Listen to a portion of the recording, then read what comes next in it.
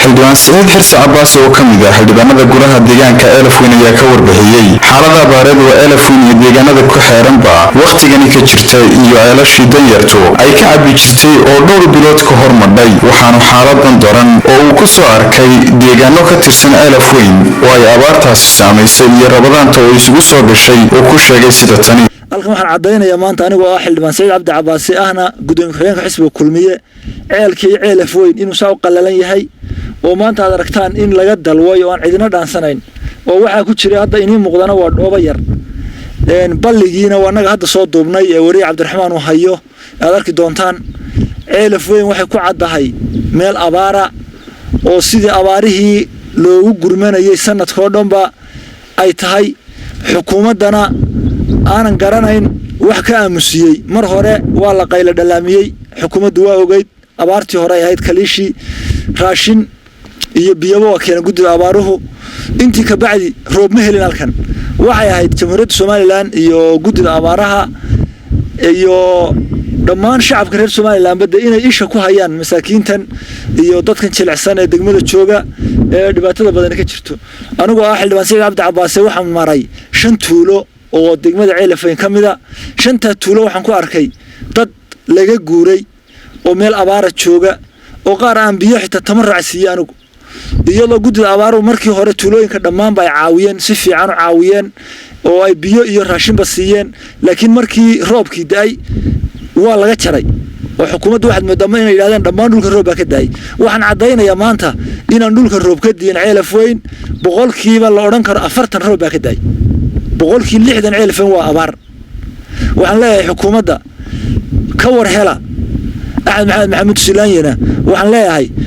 ilaahay khayr ha siiyo intaad wadanka joogtay waxaad ka samaysay wanaag fara badan waxaad ahayd nin raxmad badan waayeelnimo wadanka ku eega waxaan leeyahay ama guddi abaarada soo dir ama guddi xaqiraanina soo diro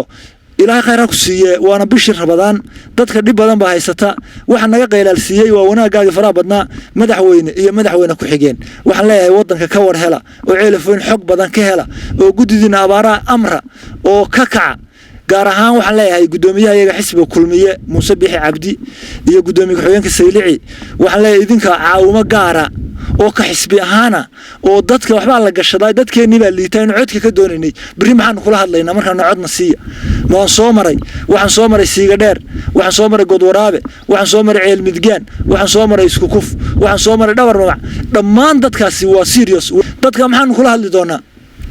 gudoomiye Muuse Bixi Cabdi waxaan leeyahay iyo madaxweyne ku-xigeenka Saylici birito waxaan isla hortaagno dadkii garan mayno iyo nin kasta codka doonaya shacabkanba madaxweynaha jamhuuriyadda Soomaaliland iyo dhammaan shacabka reer Soomaaliland meel ay joogaanba baaq qayla dhaana baan u diraynaa halala soo gaaro biyo iyo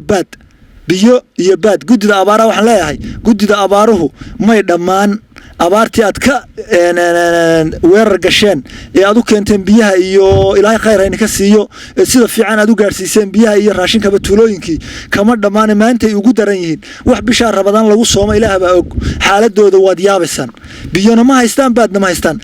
Elafweyn de magaalun baanu nahay mooyaane ummadii liidatay foostadu waa 20,000 oo laana dadka ladana way helaan laakiin dadkii liitay way ku baqtiyeen biyo qaraadha ay cabi jireen waa kuwa mala biyo qaraadho la caba balina ma jiro ceel ma jiro boholina ma jirto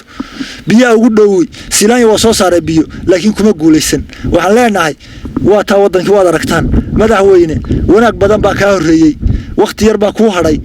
de ilaali wanaagaaga ku khatimo waa markii ugu darnayd xaalad noocan oo kala ay soo wajahdo deegaanada Elafweyn hoos yimaada iyo isla magaalada gudaheeda isla markaasina sidan oo kale biyaha ceelashu ay gabaabsi u noqdaan bisha barakeysan ee rabadaana ay ugu soo gasho dadka danyarta ah waxayna xukuumadda guddiga abaaraha dalka iyo sidoo kale hay'adaha samafalkaba ay ugu baaqeen inay soo taakuleeyaan xooluhuna waa ka dalweyn waxna waa ka dhamaadeen oo dalku waa abaar dad iyo diyo waxay teeguna waa haysa